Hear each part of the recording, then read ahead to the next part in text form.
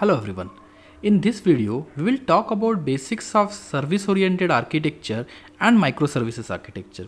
We will touch upon the key differences between these two way of architectures, and we will also have a quick look at what approach you can choose in your project requirements and which approach will suit best to a particular situation.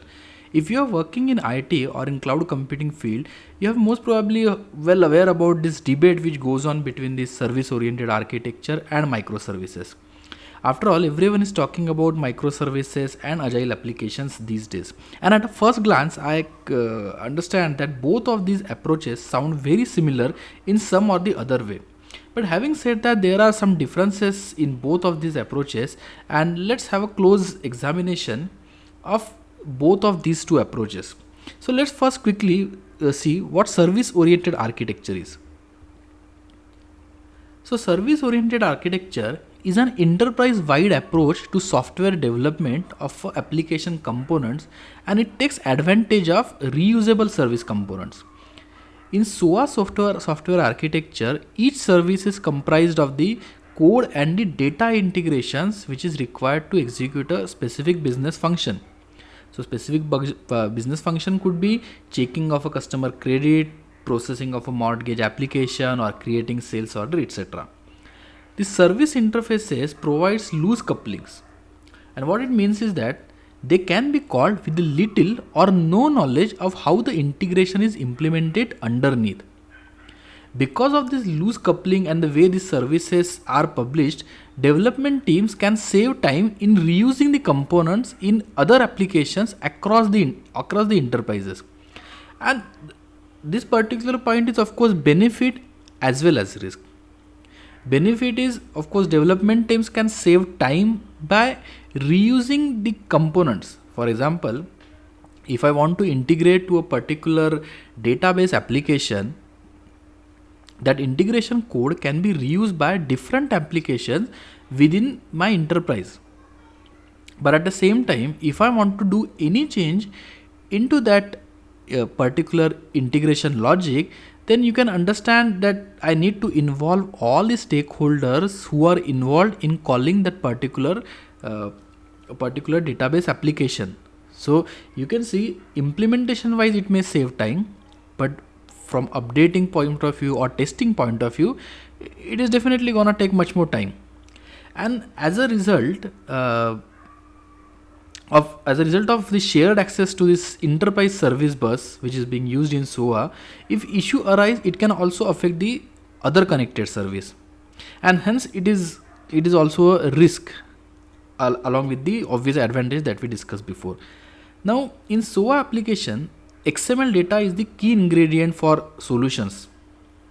So XML SOA applications can be used to build web services using the SOAP based web services. So SOA emerged in late 90s, and it represents an important stage in the evolution of application development and integration. And before SOA was available to implement, connecting the monolithic application to a data or functionality in other system, it used to have a quite complex integration logic that developer had to recreate whenever we are creating any new development project. And exposing these functionalities through SOA has definitely eliminated the need to recreate this integration logic or build this integration logic every time. Now SOA provides 4 different service types. So let's quickly have a look at those different types. So you can see that there are 4 different services which are offered by SOA, and let's go one by one into each of them. So first is the business services, and these are coarse grained services that defines core business operations. They are usually represented through WSDL or business process execution language. Then comes enterprise services, which implements the functionality which was defined by the business services, and these enterprise services relies on the application services and infrastructure services to fulfill this business request. Next comes application services, which are again fine grained services that are bound to a specific application context. And these services can be invoked directly through a dedicated user interface. And lastly, infrastructure services which implement non-functional tasks such as authentication, auditing, security, logging, and they can be invoked either from other application services or also from the enterprise services. So this was the quick overview about service oriented architecture, and now we will move towards the microservices architecture. So what are microservices? So like SOA, microservices are made up of loosely coupled, reusable and specialized components that often work independently of one another. So here we need to understand one thing, that microservices have not been invented independently of SOA. When bigger organizations were already working in service oriented architecture, they created this small units of application in order to avoid or in order to overcome few of the challenges that they were facing in their BAU activities. And when they implemented it, they definitely got the benefits out of it, and that's why microservices evolved. So you can say that microservices has evolved from SOA. Again, coming back to microservices, these microservices use a high degree of cohesion, which is also known as the bounded context. And what is bounded context? It refers to the relationship between component and its data as a standalone entity or a unit with few dependencies. What it means is that whenever we are creating a service using microservices architecture, that service should have few, or you can say no dependency on outside world. It should be sufficient enough to fulfill all the dependencies by itself. So it will have zero dependency on the outside world. So rather than being adopted enterprise wide, rather than adopting it throughout your different application from in your enterprise domain, these microservices are typically communicate via the APIs to build the individual applications, or they cater to a specific business functionality, and which makes them quite agile, scalable, and it gives the advantages like you can develop these microservices independently. Teams can you can implement their code in different languages. You don't have to use the same set of languages throughout your all the microservice application. You can make use of a different languages. You can deploy them using different ways of deployment. The only requirement is that they should be able to communicate with each other using the APIs. And of course, when we have independent units, scaling or porting of these services or changing anything in the services becomes quite easier to implement. And of course, with that we get this benefit that teams can teams can reduce the waste and cost associated which we have in the entire application, because these applications are now scalable. You can update them independently, and of course it helps you to move your code to production at much faster rate. And because of this independent, microservices produces services that are more fault tolerant as compared to SOA services. So now let's see the different services which are available in microservices. So the two service types are here only: functional service and infrastructure service. Of course, functional service supports a particular business operation, and service can be accessed externally. And second is the infrastructure service, which is again takes care of the tasks like auditing, security and logging. And these services are not exposed to the outside world, rather they are meant to be invoked internally by these functional services. So now when we have a brief idea about what service oriented architecture is and what microservices architecture is, we can move toward the next point, which is about exploring the difference between service oriented architecture and microservices architecture.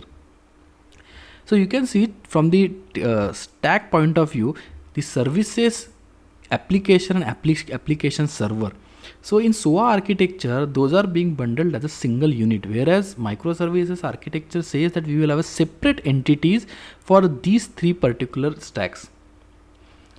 Then moving on to next, if we consider a simple example that when we have three services, so all those three services are a part of a single application unit, and they make use of the common functionalities or common database in order to perform the different tasks.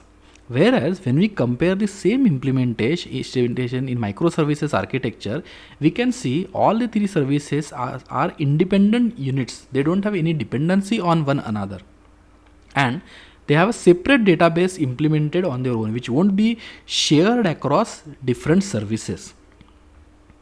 So now let's see few differences between SOA and microservices. So SOA was built on the idea of share as much as possible architecture approach, which means the common functionalities like database or any other common modules that would be shared across the different services. Whereas microservices is built on the idea of share as little as possible, because microservices believe in having the dependency on each other. Yes, sorry for that. Yeah. The next is in SOA, importance is on the business functionality reuse. Whereas in microservices, it is more of a bounded context. When I say bounded context, microservice will concentrate on a specific particular business functionality only. A third part is about the common governance and standards. So as all the different services are part of a single application unit, we need to have a proper governance and standards in place so that the other services are not impacted by a particular change, and we need to have that governance board in place. Whereas as microservices are totally independent of each other, that gives a bit of a flexibility and comfort and freedom of choice in terms of the implementation. Every individual application can have their own way of implementation. In SOA, we usually have a common platform to deploy the services, whereas microservices believes more in the container way of deploying the things, and they don't believe in using the application servers. Again, so as we discussed, SOA maximizes the application service reusability. Sorry for that. And microservices, they focus more on the decoupling. Again, SOA uses the traditional RDBMS, which is relational databases more often, whereas microservices makes use of the non-relational databases like MongoDB or Redis, etc. Of course, that is also one more advantage with microservices, because relational databases usually have licensing fees, whereas non-relational databases are cheaper as compared to relational databases. So let's have a look at few other aspects from these two architectural implementations. So first is the communication. So when we talk about communication, so in case of SOA, we make use of a concept called as an enterprise service bus. So this enterprise service bus takes care of many of the heterogeneous convergence, whereas in case of microservices, it tends to keep it simple, and that's why you don't have any concept of ESB. That's why this communication mechanisms in SOA offers much more flexibility in terms of communicating with the different systems, which is not something available in microservices. Next is the interoperability. And as we said, in the interest of keeping things simple, microservices use the lightweight messaging protocols like HTTP REST, whereas SOAs are more open to heterogeneous messaging protocol like SOAP or AMQP, like that. Third is about the service granularity. Microservice architecture are made up of highly specialized service, and each of which is designated to do one particular thing. The SOAs are the services that make up the SOAs, on the other hand, can range from small to specialized services to enterprise-wide services. In terms of speed, because of the sharing of the common architecture or common functionalities, SOAs do simplify the development and troubleshooting, but however, this makes SOAs operate slowly as compared to microservices architecture, because in case of SOA, if you want to update anything, as those are shared across different units, it takes some amount of time to understand the impact and to take those changes ahead. Now, in terms of storage, both differ on how storage resources are located. SOA architecture typically includes a single data storage layer which is shared by all services within that given application, whereas microservices will have a dedicated database for data storage for every service, as we had seen it in the one simple diagram just few minutes before. So these are few of the key differences between service oriented architecture and microservices architecture. Now, now we reach to $1 million question on which is best for me if I am implementing anything, any particular service or any particular application. What architecture pattern should I follow? So the answer to these questions is that both of these architectural styles have their own advantages, and in general it depends on how large and diverse your application environment is.